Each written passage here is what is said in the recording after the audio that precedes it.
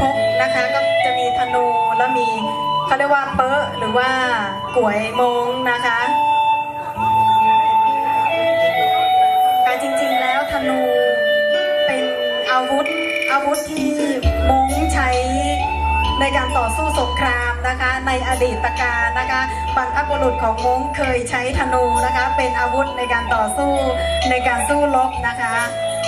ค่ะแล้วก็เวลาไปไล่ไปสวนก็จะต้องมีก๋วยหรือว่ามีเป๊ะมงนะคะค่ะแล้วก็ตามด้วยพลามีดพลานะคะ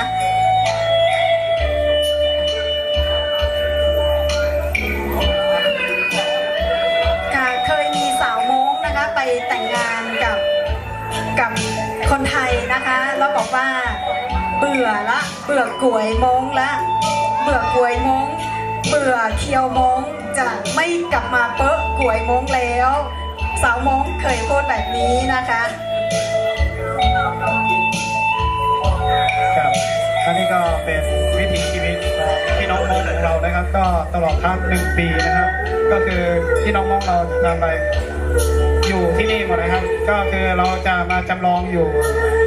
ณจุดนี้ว่าการวิถีชีวิตของพี่น้องมงเรานี่ใน1 ปีเราทำอะไรบ้างครับการนี้ก็คือการปลูกข้าวไร่ครับการปลูกข้าวไร่เมื่อปลูกเสร็จเราก็ต้องมาเข้าสู่ฤดูเก็บเกี่ยวค่ะขอบคุณผู้สนับสนุนชุดการแสดงนะคะคุณแม่เลี้ยงหมีนะคะเจ้าของรีสอร์ทสบายดีปู่ชีฟ้านะคะมงจะปลูกข้าวกินเองนะคะมงจะไม่ค่อยซื้อข้าวกินนะคะส่วนใหญ่แล้วมงจะปลูกข้าวถึงแม้ว่าจะปลูกกะหล่ำปีปลูกข้าวโพดปลูกอย่างอื่นแต่ขาดไม่ได้เลยก็คือต้องปลูกข้าวทุกๆปีนะคะ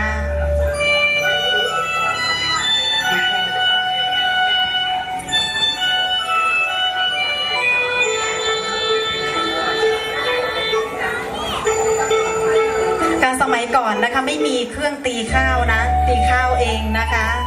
กว่าเราจะได้ข้าวกินนะคะหลากหลายขั้นตอนค่ะ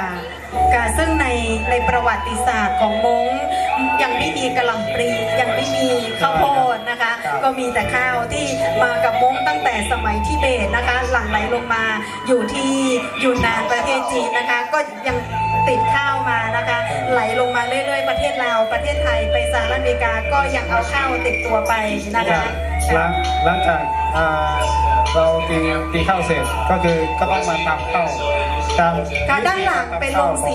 งสีของมงนะคะครกกระเดื่องนะหลังจากที่ได้มาได้ข้าวเราจะก็คือการตำข้าวโดยยังใช้ครกนะครับ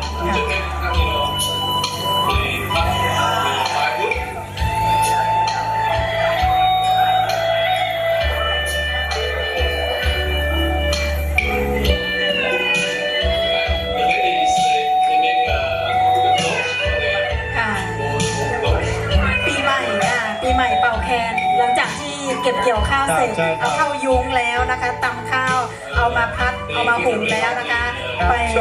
และนี้ก็คือช่วงที่ก่อนจะถึงปีใหม่ครับก่อนจะถึงปีใหม่ก็คือ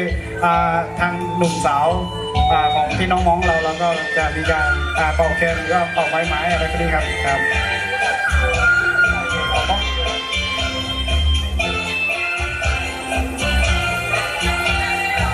มีประวัติความเป็นมาของการโยนลูกช่วงนะคะเนื่องจากว่าในสมัยโบราณมงไม่ได้อยู่เป็นหมู่บ้านนะคะมงไม่ได้มีโทรศัพท์ไม่ได้มีเฟซไม่ได้มีไลน์ที่จะเห็นหน้ากันนะคะเพราะฉะนั้นเวลาจริงๆโยนลูกช่วงต้องเป็นผู้หญิงคู่กับผู้ชายแล้ว